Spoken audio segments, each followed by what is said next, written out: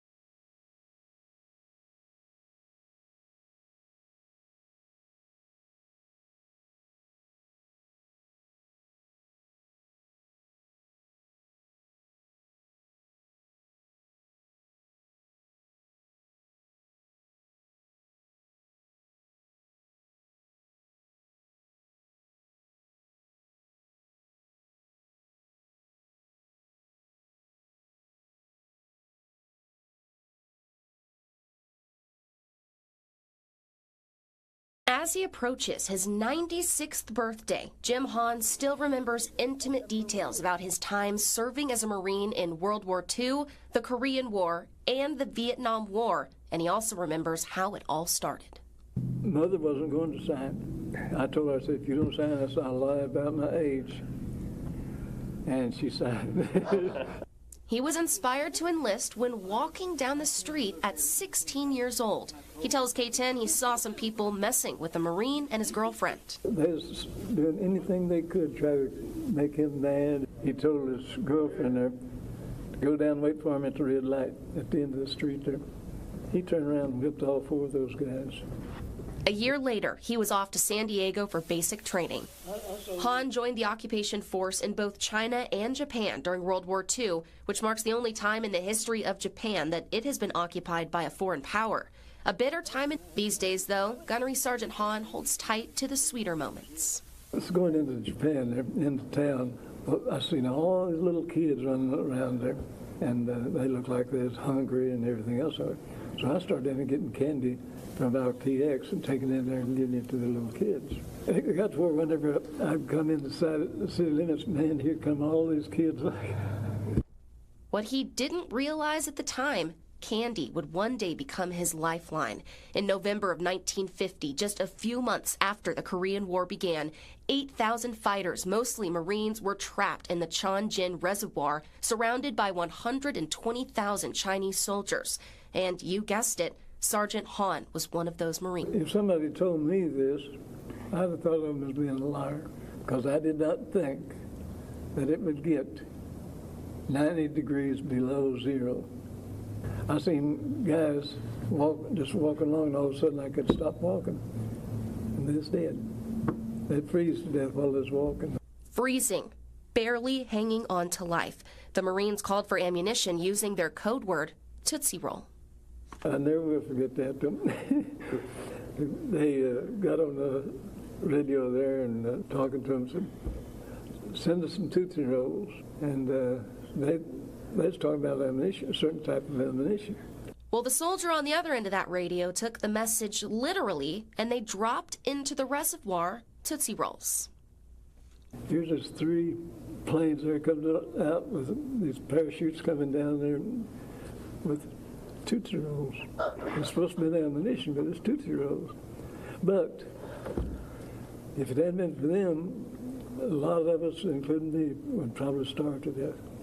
Those little chocolate candies were the fuel that sustained the troops. All other provisions were frozen, so they survived on the chocolate.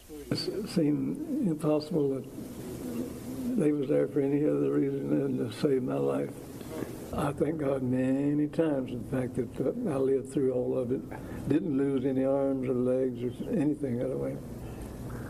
I sat in this foxhole, and people all around me freezing. And some reason or other I didn't. He says all he thought about was his next breath and how he would use it. I don't know, I still think about it sometimes. I know that God saved me from it. I try to thank God 3 or 4 or 5 times a day about that. Decades later, Sergeant Han literally holds on to that memory with a bucket of Tootsie Rolls made specifically for him with American flags after the company heard his story. Those Marines that made it out are now revered as the heroes of the Frozen Chosen. But this one calls Texoma home, and he chooses to spend his time right here in the Sherman VFW. I feel like they're brothers. This, to me, is part of the military. As this veteran reflects on a life of service most would never know, Han would do every second of it again. The few, the proud, the Marines. It was such an honor to be able to sit down with Jim. And I just want to say right here on the record, thank you for your service. Not only a World War II veteran, a 3-war veteran. He decided to just keep going back. I know. And you know, I had heard that, I knew that there was something involving Tootsie Rolls, but that was the first time I actually heard that full. On the flight deck, our first aircraft is an F-18 at the 90s. Stand clear to port catwalk and fire line. Stand by to recover aircraft. This is a drill.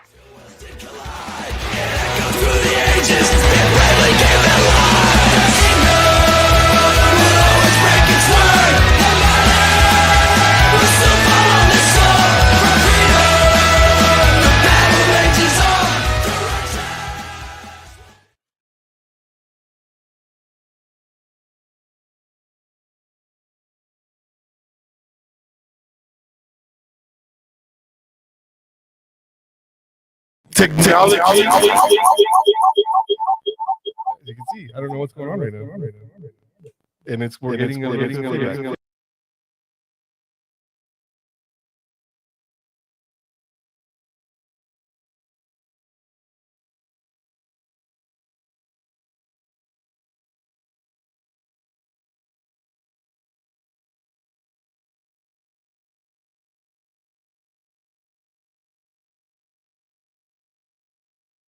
building up, which I don't know why that's. All right, hold on. There we go.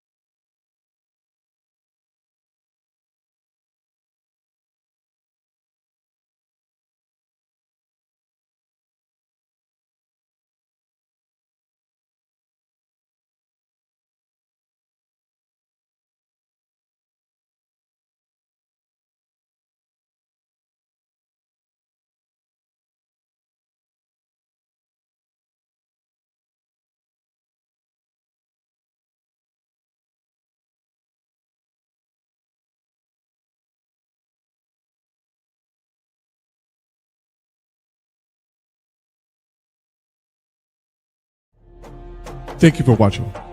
As we wrap up today's show, we want to extend